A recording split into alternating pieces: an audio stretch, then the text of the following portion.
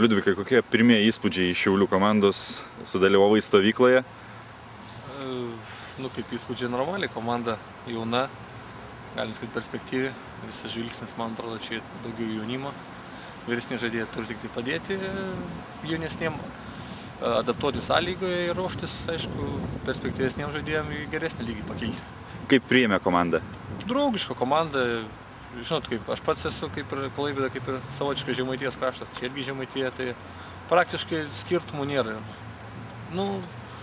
Draugiška, gera komanda, aš tiek galiu pasakyti. Praėjusiais metais turėjom tokį įvykį, Šiauliai žaidė su Vilniumi ir tada buvo išvarytas už raudoną kortelę.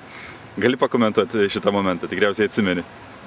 Čia toks nelabai geras dalykas mano atžvilgiu, bet ten gal daug dalykų susidėjo, neturi reikšmės ar ten Šiauliai ar ne, tiesiog kai norėjom laimėti pirmą vietą, aš pats asmeniškai labai norėjau ir tuomet vyko mūsų vidinė komanda lūžis Vilniuje ir tos varžybos, kaip ir prieš varžybas jau buvo pasakyta, kad greičiausiai čia bus paskutinės mūsų varžybos ir dar gavom vieną 11 metrų baudinį, vėliau mūsų žaidėjai kai kurie išvis ten sustojo ir pradėjo žaisti, gal nervą neišlaikė viskas.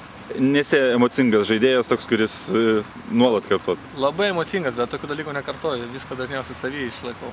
Bet varžybose atsiduodu 100% ir dažniausiai būna, kad įsijauti varžybos ir viskas. Bet kad tokie dalykai, tai aišku, čia. Gal mano netgi pirma raudona kortelė čia. Esu dar vieną gavęs kažkada, bet ten jau teisėjas sakyti. Šiaip tai nesu toksai, kuris tyčiškai, taip kaip praeitą kartą ir žaidžiu varžybas.